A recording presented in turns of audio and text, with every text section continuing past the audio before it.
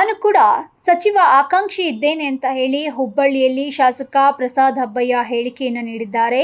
ನಗರದಲ್ಲಿ ಸುದ್ದಿಗಾರರೊಂದಿಗೆ ಮಾತನಾಡಿದಂತ ಅವರು 3 ಬಾರಿ ನನ್ನ ಕ್ಷೇತ್ರದ ಜನ ನನ್ನನ್ನ ಆರಿಸಿ ಕಳಿಸಿದ್ದಾರೆ. ನಾನು ಕೂಡ ಸಚಿವ ಆಕಾಂಕ್ಷಿ ಇದ್ದೀನಿ. ಆದರೆ ಅಂತಿಮವಾಗಿ ಹೈಕಮಾಂಡ್ ನಿರ್ಧಾರಕ್ಕೆ ನಾವು ಬದ್ಧ ಅಂತ ಹೇಳಿದ್ದಾರೆ. ಈಗ ಸಿಎಂ ಬದಲಾವಣೆದು ಪ್ರಸ್ತಾಪ ಆಗೇ ಇಲ್ಲ. ಅದು ಯಾವುದು ಬದಲಾವಣೆದು ನಮಗೆಲ್ಲೇ ಆ ಮಾತುಗಳು ಬಂದಿಲ್ಲ, ಅದೆಲ್ಲೇನೂ ಪ್ರಸ್ತಾಪನೂ ಆಗಿಲ್ಲ. ಸುಮ್ಮನೆ ಬೇರೆಯವರು ಬೇರೆ ಥರದ ಹೇಳಿಕೆ ತಮ್ಮ ಮಟ್ಟದಲ್ಲಿ ಮಾತಾಡ್ತಾ ಇದ್ದಾರೆ. ಆದರೆ ಏನೇ ನಿರ್ಧಾರ ಇದ್ದರೂ ಕೂಡ ಹೈಕಮಾಂಡ್ ನಿರ್ಧಾರನೇ ಅಂತಿಮ. ಮತ್ತು ಇವತ್ತು ರೀಶಫಲ್ ಆಗ್ತದ ಬಿಡ್ತದ ಅನ್ನುವಂಥದ್ದು ಮುಂದಿನ ದಿನಗಳಲ್ಲಿ ನೋಡೋಣ. ರೀಶಫಲ್ ಆದರೆ ಖಂಡಿತವಾಗಿ ಕೂಡ ನಾವು ಒಂದು ಆಕಾಂಕ್ಷಿಯಾಗಿರ್ತೀವಿ, ಪ್ರಶ್ನೆ ಇಲ್ಲ.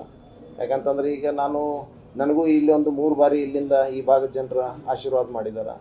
ಎಲ್ಲ ಒಂದು ಕಡೆ ನಮಗೂ ಒಂದು ಅವಕಾಶ ಸಿಕ್ಕರೆ ನಾವು ಕೂಡ ಏನಾದರೂ ಒಳ್ಳೆ ಕೆಲಸ ಮಾಡ್ಬೋದು ಅನ್ನುವಂಥದ್ದು ನಮ್ಗೆ ಎಲ್ಲರಿಗೂ ಆಸೆ ಆಕಾಂಕ್ಷೆಗಳು ಇರ್ತವೆ. ಆದರೆ ಅಂತಿಮವಾಗಿ ಹೈಕಮಾಂಡ್ ಏನು ತೀರ್ಮಾನ ತಗೊಳ್ತದೆ ಅದಕ್ಕೆ ನಾನು ಬದ್ಧ. ನಿಮ್ಗೆ ಕೆಲವೊಬ್ಬರು ಶಾಸಕರು ಹೇಳ್ತಾ ಇದ್ದಾರೆ ಏನು ಮುಖ್ಯಮಂತ್ರಿ ಹುದ್ದೆ ಬದಲಾವಣೆ ಅಂತೇಳಿ, ಅಂದ್ರೆ ಮತ್ತೆ ಅದು ಶಾಂತ ಆಗಿದ್ದು ಮತ್ತೆ ಸ್ಟಾರ್ಟ್ ಆಗಿದೆ. ಇಲ್ಲ, ಅದು ಯಾರು ಹೇಳೋದು ಅವ್ರವ್ರ ವೈಯಕ್ತಿಕ ವಿಚಾರ ವಿನ ಪಕ್ಷದ ನಿರ್ಧಾರ ಅಂತೂ ಇಲ್ಲ. ಸದ್ಯಕ್ಕೆ ಮುಖ್ಯಮಂತ್ರಿ ಬದಲಾವಣೆ ಇಲ್ಲ ಸರ್. ಇಲ್ಲ, ಅದು ಪಕ್ಷದ ಯಾವುದೂ ಆ ಥರದ ಚರ್ಚೆಗಳೇ ಆಗ್ತಾ ಇಲ್ಲ. ಕೆಪಿಸಿಸಿ ಅಧ್ಯಕ್ಷರದ್ದು ಕೇಳಬೇಕಿತ್ತಲ್ಲ ಸರ್.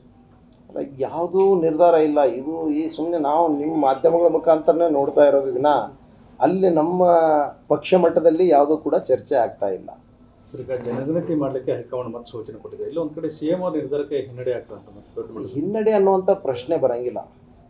ನೋಡ್ರಿ, ಈ ಜಾತಿ ಗಣತಿ ಜಾತಿದು ಸರ್ವೆ ಆಗಬೇಕು ಅನ್ನುವಂಥದ್ದು, ಜನಗಣತಿ ಜೊತೆಗೆ ಜಾತಿ ಗಣತಿನೂ ಕೂಡ ಆಗಬೇಕು ಅನ್ನುವಂಥದ್ದು ನಮ್ಮ ಸರ್ಕಾರದ ಉದ್ದೇಶ ಆಗಿತ್ತು.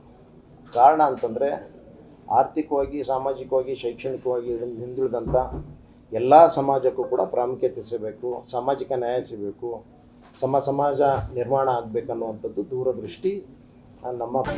ನ್ಯೂಸ್ ಅಲರ್ಟ್ ನಿಮ್ಮಿಂದ ನಿಮಗಾಗಿ.